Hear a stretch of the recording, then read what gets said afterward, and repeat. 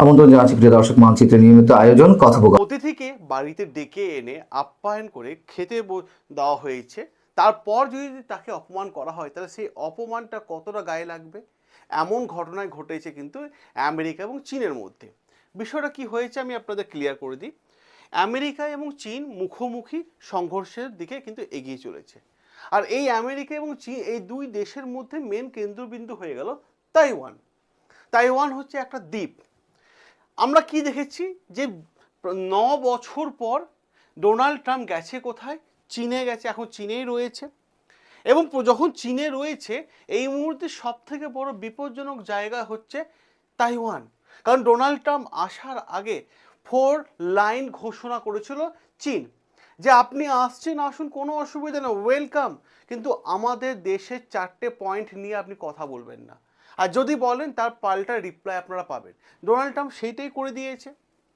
আজকের এই ভিডিওটা পুরোপুরি বুঝতে হলে আপনাকে পুরো জায়গাটা দেখতে হবে, কারণ আপনারা জানেন যে প্রত্যেকটা বিষয়কে আমরা লজিক এবং যুক্তি দিয়ে কিন্তু আপনাদের সামনে পরিবেশন করে থাকি। দেখুন, আজকের দিনে দাঁড়িয়ে আমেরিকা চীন মুখোমুখি বসে আছে, আর মাঝখানে টুক করে বসে আছে কে? তাইওয়ান। দেখুন কি হচ্ছে, আর তাইওয়ানকে নিয়ে কিন্তু চীন ডাইরেক্ট আমেরিকার প্রেসিডেন্টকে সামনে বসিয়ে ওয়ার্নিং দিয়ে দিল। কি বলছে? চীন warn Trump over Taiwan question. Taiwan নিয়ে যেই কোশ্চেন তুলেছে ডোনাল্ড ট্রাম্প, তখনই কিন্তু যুদ্ধের হুমকি দেওয়া হচ্ছে। এবার প্রশ্ন হচ্ছে, ট্রাম্পকে সরাসরি হুমকি দিল চীন কেন? কোন উদ্দেশ্য নিয়ে হুমকি দিল? এটা বুঝতে গেলে এবার আপনাকে পুরো ম্যাপের খেলাটা বুঝতে হবে। ম্যাপের বিষয়টা যদি ক্লিয়ার হয়ে যায় তাহলে আপনার কাছে প্রত্যেকটা বিষয় ক্লিয়ার হয়ে যাবে। একবার কল্পনা করুন, আমেরিকার মতো সুপার পাওয়ার কান্ট্রি দেশের প্রেসিডেন্ট চীনের সফরে গেছেন, আর সেখানে সরাসরি বলছেন তাইওয়ান ইস্যু যদি ভুল করেও আপনারা হ্যান্ডেল করার কথা ভাবেন তাহলে কিন্তু আপনাদের সাথে আমাদের বড় যুদ্ধ হতে পারে। আমাদের বলতে চীনের বড় যুদ্ধ হতে পারে। হ্যাঁ বন্ধুরা, ঠিকই শুনছেন, এমন ঘটনা ঘটেছে। বেজিংয়ে বসেছিল আমেরিকা চীন মুখোমুখি, শি জিনপিং ডোনাল্ড ট্রাম্প মুখোমুখি বসে আছে, সেখানে শি জিনপিং চীনের প্রেসিডেন্ট সরাসরি হুমকি দিয়ে দিল, সরাসরি হুমকি দিয়ে দিল। আর এইখানেই হাইলাইট হয়ে গেল তাইওয়ান নিয়ে কোশ্চেন। তাইওয়ান নিয়ে কোশ্চেন উঠলেই আমেরিকা এবং চীন সব থেকে বড় ইস্যুর মধ্যে এবং লড়াইয়ের মধ্যে যুদ্ধে জড়িয়ে যেতে পারে। আমেরিকার একটা ভুল সিদ্ধান্ত একটা সংঘর্ষকে ডেকে আনতে পারে, এবং সঠিকভাবে সামলানো গেলে পরিস্থিতি দুই দেশের মধ্যে স্থিতিশীল থাকবে, সেটাও কিন্তু শি জিনপিং জানিয়ে দিয়েছে। কারণ শি জিনপিংয়ের বার্তা ক্লিয়ার, তাইওয়ানের প্রশ্নে জবাব একমাত্র চীন দেবে, আমেরিকাকে যেন এই বিষয়ে যেন নাক না গলায়, পরিষ্কারভাবে কিন্তু সেটা বলে দিয়েছে। এবার প্রশ্ন হচ্ছে, তাইওয়ান নিয়ে এত সমস্যা কেন? চলুন এইটাকে আমরা সহজ ভাষায় কিন্তু আমরা দেখে নিই। দেখুন, তাইওয়ানকে নিয়ে সমস্যা হতে গেলে এই জায়গাটা আপনাকে সবার প্রথমে ক্লিয়ার করতে হবে, এই ম্যাপটা। দেখুন, এইটা হচ্ছে তাইওয়ান আর এটা হচ্ছে চীন, ঠিক আছে? তাইওয়ান হচ্ছে সমুদ্রের মাঝখানে একটা আইল্যান্ড বা দ্বীপ, ক্লিয়ার? এই তাইওয়ান থেকে চীনের ডিস্টেন্স হচ্ছে 130 kilometre, 130 kilometre total distance.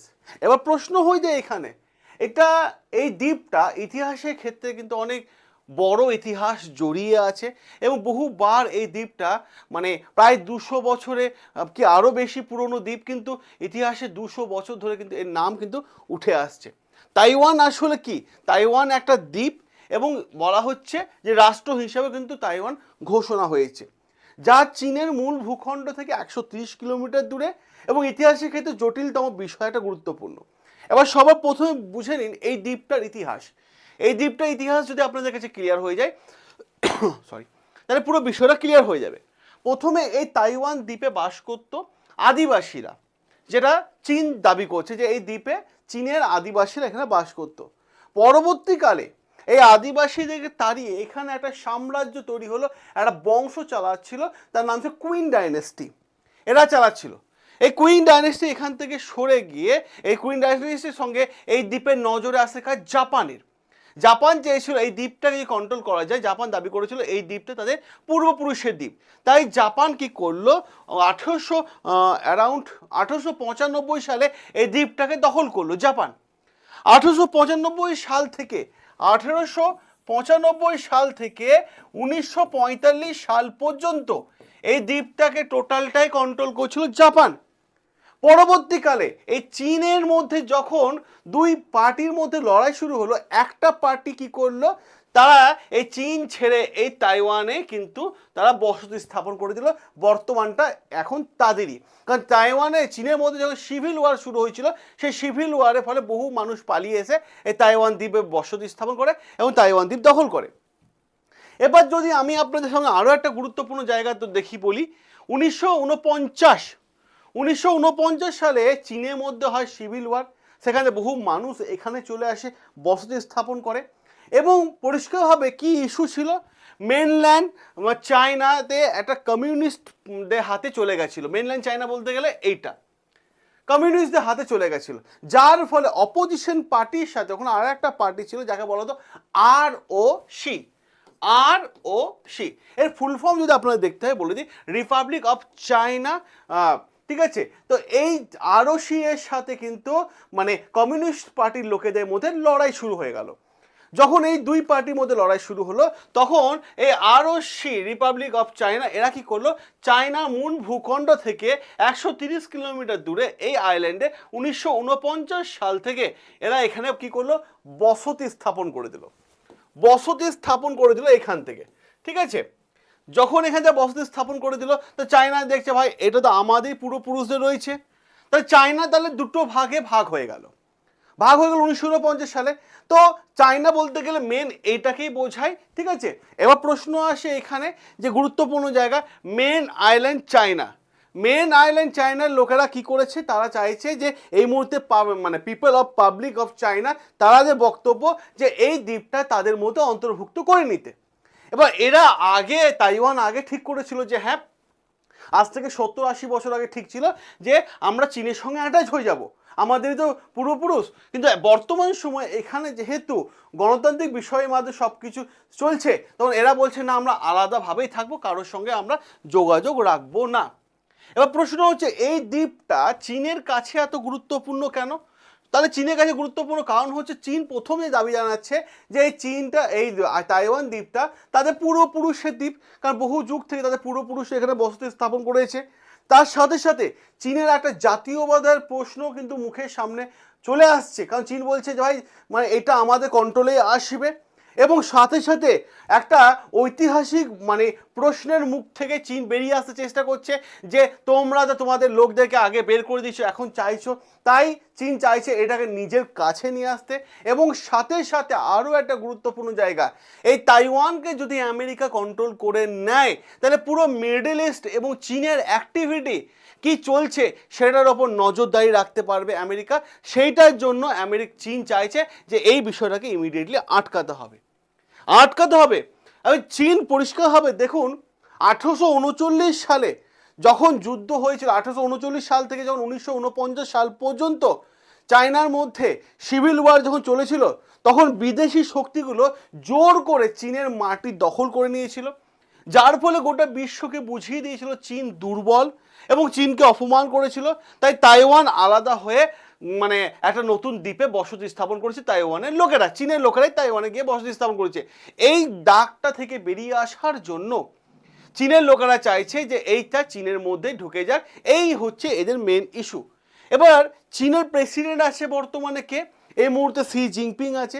Xi Jinping বারবার একটা কথা বলছে, তাইওয়ান ইস্যু আমাদের প্রজন্ম মানে পূর্ব প্রজন্ম ধরে আমরা এটাকে রেখে বসে আছি, এটা আমরা পূর্ব প্রজন্মের মাটি ভিটে আমরা কখনো হাতছাড়া করতে পারি না। তাই শান্তিপূর্ণভাবে হোক বা সামরিক শক্তি দিয়ে হোক, শেষ পর্যন্ত আমরা এটাকে দখল করব, এটা হচ্ছে শি জিনপিংয়ের একটা স্বপ্ন। কিন্তু তাইওয়ানের লোকেরা কি বলছে, শি জিনপিং তো স্বপ্ন দেখেছে, তাইওয়ানের লোকেরা বর্তমান সময় কি চাইছে দেখুন।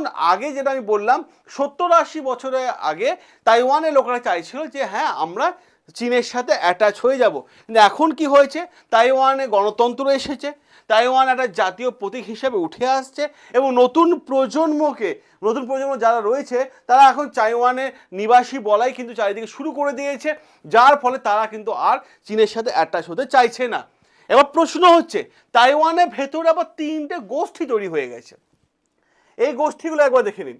তাইওয়ানের ভিতরে 3টে বড় বড় গোষ্ঠী তৈরি হয়ে গেছে। গোষ্ঠীগুলো কি হয়েছে দেখুন, উইগ্রুপ, ঠিক আছে, এরা চায় যেমনভাবে তাইওয়ান চলছে তেমনভাবেই তাইওয়ান চলুক। এরা অ্যাকচুয়ালি মানে নিউট্রাল রয়েছে, ঠিক আছে, যে এরা মানে জোর করেও বলছে না যে হ্যাঁ চীনের দিকে চলে যাব বা তাইওয়ান আলাদা থাকুক, এরা তেমন কিছু বলছে না, যেমন চলছে চলুক, কোনো অসুবিধা নেই। অপরদিকে প্রো চায়না গ্রুপ যারা চাইছে চীনের সঙ্গে যুক্ত হতে, এই সংখ্যাটা কিন্তু তাইওয়ানের মধ্যে বেশি আছে, যারা শি জিনপিং দাবি করছে। অপরদিকে প্রো ইন্ডিপেন্ডেন্স গ্রুপ, ঠিক আছে, এরা চাইছে তাইওয়ান একটা আন্তর্জাতিক স্বীকৃতি পাক, ঠিক আছে, আলাদা দেশের মর্যাদা পাক এবং নিজস্ব পরিচয় পাক, ঠিক আছে, এই তিনটেই দাবি। কিন্তু এই মুহূর্তে তাইওয়ানবাসী সবচেয়ে বেশি চাইছে যে প্রো ইন্ডিপেন্ডেন্ট গ্রুপের সংখ্যাটাই বেশি, অপরদিকে শি জিনপিং বলছেন না প্রো চায়না গ্রুপের সংখ্যাটাই বেশি। তো এই নিয়ে কিন্তু চায়না এবং তাইওয়ানের মধ্যে একটা দীর্ঘ সময়ে লড়াই কিন্তু দেখা যাচ্ছে। অপরদিকে যদি আপনারা দেখেন কি সেটা আমেরিকা তাইওয়ানকে বাঁচাতে চাইছে কেন, এইখানে বড় প্রশ্ন হয়ে যায়। আমেরিকা তাইওয়ানকে বাঁচানো চাওয়ার পেছনে বড় গুরুত্বপূর্ণ কারণ রয়েছে। আমেরিকা বক্তব্য, আমরা কি করছি, এই তাইওয়ানের মধ্যে গণতন্ত্র রক্ষা করার চেষ্টা করছি, যারা চীন ধ্বংস করার চেষ্টা করছে। কিন্তু সত্যি কি এটা আসল কারণ, নাকি এর পেছনেও রয়েছে অন্য কোনো রহস্য? ঘটনাটা এবার আপনাদের কাছে আসল ঘটনা, আমেরিকার আসল উদ্দেশ্য এবার আপনাদের বলে দিই। প্যাসিফিক ওশেনে কি হয়েছে, আসল খেলা কিন্তু ওইখানেই চলছে, আসল খেলা সমুদ্রে রয়েছে। কি হয়েছে সেটা হচ্ছে চীন এই মুহূর্তে চাইছে, আমেরিকা চাইছে তাইওয়ান যদি তাদের কন্ট্রোলে করে নেওয়া যায়, তাহলে তারা জাপান, তাইওয়ান, ফিলিপিন্স এবং চীন এবং মিডল ইস্টকে ওপর নজরদারি করতে পারবে। কে কি করছে নজরদারি করতে পারবে, এবং তার থেকেও বড় ইন্টারেস্ট তারা চীন কি করছে সেটা নজরদারি করতে পারবে। তাই যদি তাইওয়ান দখল করে নেয়, তাহলে আমেরিকা তো এই ধরনের কাজগুলো করতে পারবে না, কারণ আমেরিকা তাইওয়ানের আশেপাশে তাদের যুদ্ধ জাহাজ কিন্তু বহু বছর ধরে রেখে দিয়েছে তাইওয়ানকে প্রোটেক্ট করার জন্য। তাই আমেরিকা যদি চীন এটাকে দখল করে নেয়, তাহলে আমেরিকার প্রভাব তো সমুদ্রেতে কমে যাবে, পাওয়ার ব্যালেন্স তো শিফট হয়ে যাবে চীনের হাতে। এই জায়গাটাই আমেরিকা ভয় করছে। অপরদিকে আমেরিকা তাইওয়ানকে দখল করার পেছনে আরও একটা গুরুত্বপূর্ণ পয়েন্ট আমি বলে দিই, সেটা হচ্ছে টিএসএমসি।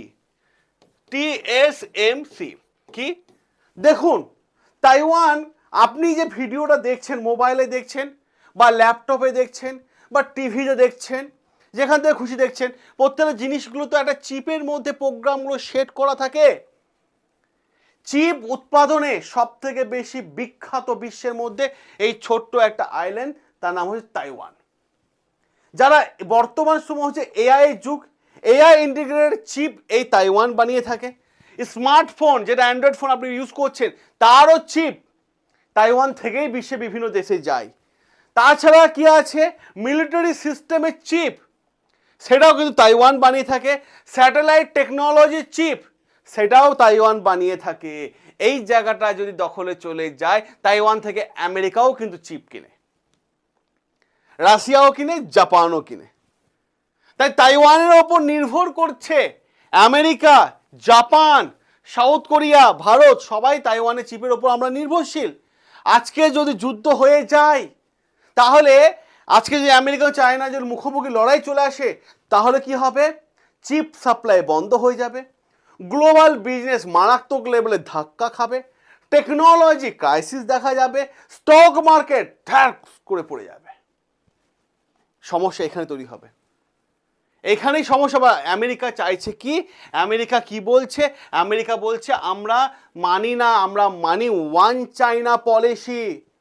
যদি ওয়ান চাইনা পলিসি যদি আমেরিকা মানে, তাহলে তাইওয়ানের পাশে সমুদ্রে কেন তারা আব্রাহাম লিঙ্কনকে বসিয়ে রেখেছে, এইটাই বড় প্রশ্ন। চীনের বক্তব্য, তাইওয়ানকে অস্ত্র দিচ্ছে আমেরিকা। চীনের বক্তব্য, তাইওয়ানকে অর্থ প্রয়োগ করছে আমেরিকা। চীনের বক্তব্য, তাইওয়ানকে সামরিক সহায়তা দিচ্ছে, নিরাপত্তা দিচ্ছে কে, আমেরিকা। তাই আজকে যখন বেজিংয়ে আমেরিকা এবং চীন মুখোমুখি বসে আছে, পরিষ্কারভাবে শুরুতেই বলে দিয়েছে যে চায়না ওয়ান টার্ম, মানে ডোনাল্ড ট্রাম্পকে বলে দিয়েছে যে তাইওয়ান নিয়ে কোনো কোশ্চেন হবে না, আর যদি হয় তাহলে আপনার সাথে আমার যুদ্ধ হবে। এটা কিন্তু শি জিনপিং ক্লিয়ার বার্তা। তাহলে আপনাদের কি রায়? আমেরিকা সত্যি কি তাইওয়ানকে প্রোটেক্ট করার চেষ্টা করছে, নাকি আমেরিকা অন্য কোনো গেম খেলছে, নাকি চীন তাদের পূর্বপুরুষে ভিটে মাটি ফিরে পাওয়ার চেষ্টা করছে, নাকি তাইওয়ানের টেকনোলজিটা দখল করার চেষ্টা করছে? আপনার মতামত কমেন্ট বক্সে কমেন্ট করে জানাবেন। আমি আল্লাহকে হাজির নাজির জেনে বলে যাচ্ছি, আগামী কয়েক মাস আওয়ামী লীগ তার পজিশনে যাবে। আওয়ামী লীগ বাংলাদেশের জন্ম দিয়েছে, বঙ্গবন্ধু শেখ মুজিব বাংলাদেশের রাষ্ট্রের পিতা। আওয়ামী লীগের ফিরে আসা কিংবা না ফেরা, ফিরতে না দেওয়া, এসব নিয়ে বাংলাদেশে আলোচনা কখনোই থামেনি। 2024 সালে ক্ষমতা দখল করে আওয়ামী লীগকে দেশ ছাড়া, নিষিদ্ধ এবং একের পর এক আওয়ামী লীগ নেতাকে হত্যার পরও আওয়ামী লীগকে ফিরতে দেওয়া হবে না বলে প্রতিদিন হুঙ্কার ছাড়ে সকালে এনসিপির গুন্ডারা, আর সন্ধ্যায় টক শোতে গিয়ে বয়ান ঝাড়ে বিএনপির পান্ডারা। আর জামায়াত ইসলামী, শিবির, এনসিপি, বিএনপি, ছাত্রদল সকলে মিলে মাঠে কুপিয়ে গুলি করে হত্যা করে আওয়ামী লীগ কিংবা ছাত্রলীগের নেতাকর্মীদের, ঝুলিয়ে রাখে লাশ। হত্যা করে লাশ ঝুলিয়ে রাখাটা এখন বাংলাদেশের রাজনৈতিক সংস্কৃতি। বাংলাদেশ এই রাজনৈতিক নৃশংসতা আর কখনোই দেখেনি, কখনো দেখবে বলেও বিশ্বাস করতে চাই না। এত কিছুর মধ্যেও কেন আওয়ামী লীগ যে সব সময় বাংলাদেশের রাজনীতির সবচেয়ে গুরুত্বপূর্ণ বিষয়, সেটা নিয়েই আজকের আলোচনা।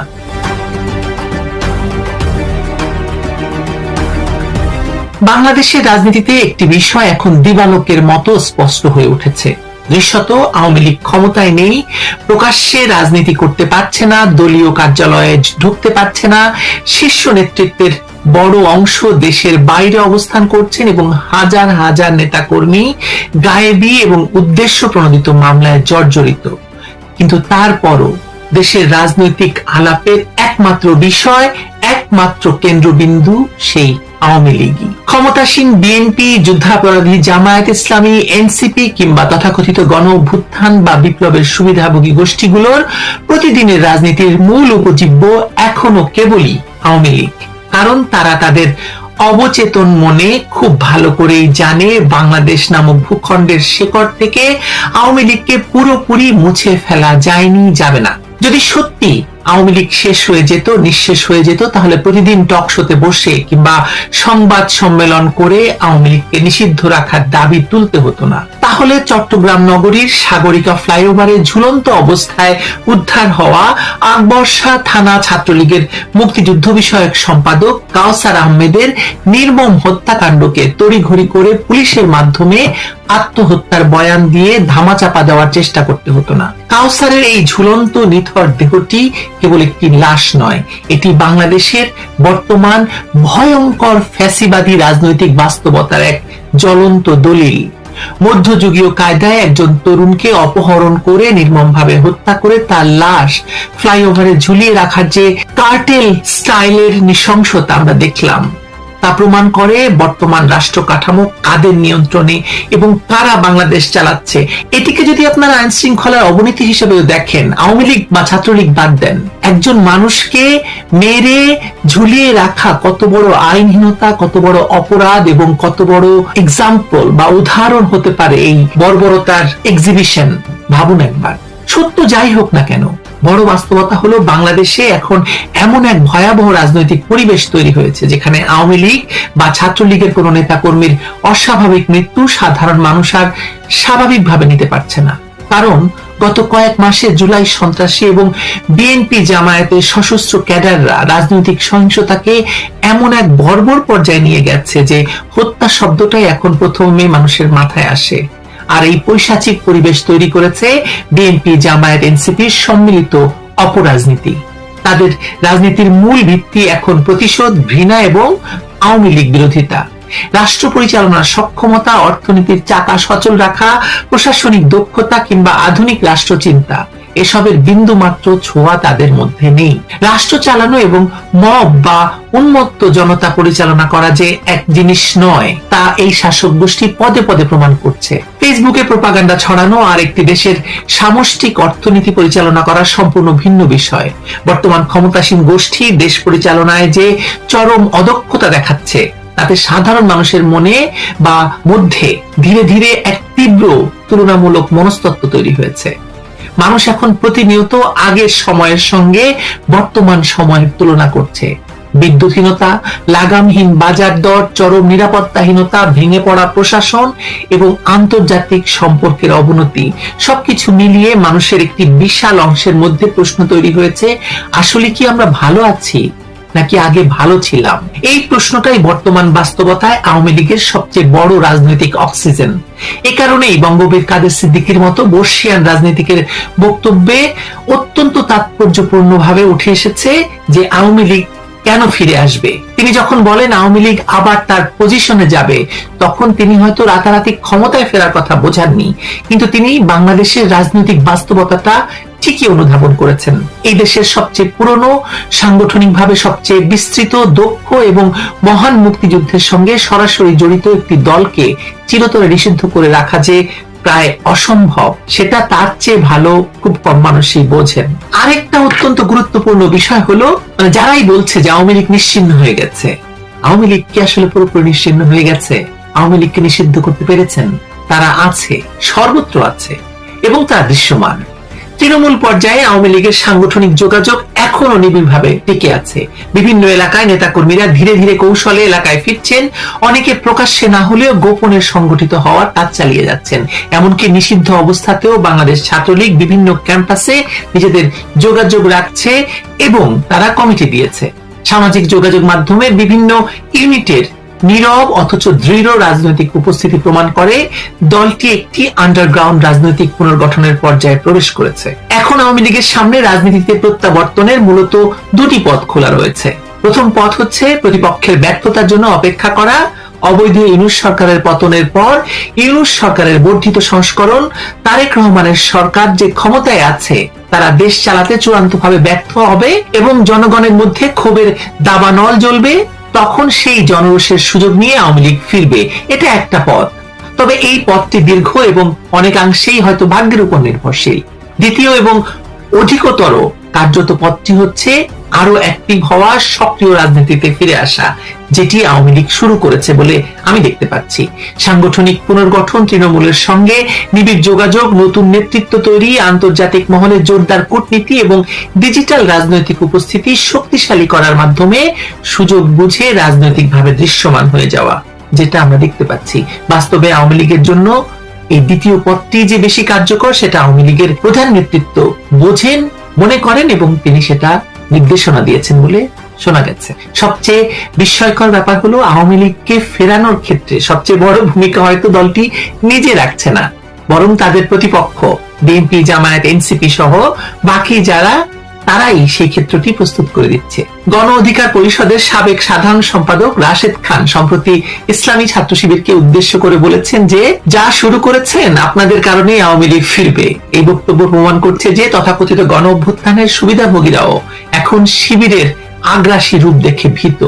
শিবির এবং তাদের মিত্র রাজনৈতিক শক্তিগুলো এখন এমন এক অসহিষ্ণু এবং আধিপত্যবাদী আচরণ করছে যা সাধারণ মানুষের মনে চরম আতঙ্ক তৈরি করছে। সাধারণ শিক্ষার্থীর ছদ্মবেশে সরকারি চাকরিতে এবং প্রশাসনের রন্ধ্রে রন্ধ্রে অনুপ্রবেশ করে তারা রাষ্ট্রযন্ত্রকে গিলে খাচ্ছে। তাদের কথায় কথায় আরেকটা গণ অভ্যুত্থান ঘটানো হবে, 16 দিনের মধ্যে সরকারের পতন ঘটানো হবে কিংবা আওয়ামী লীগের অবস্থা করা হবে বলে যে ফাঁকা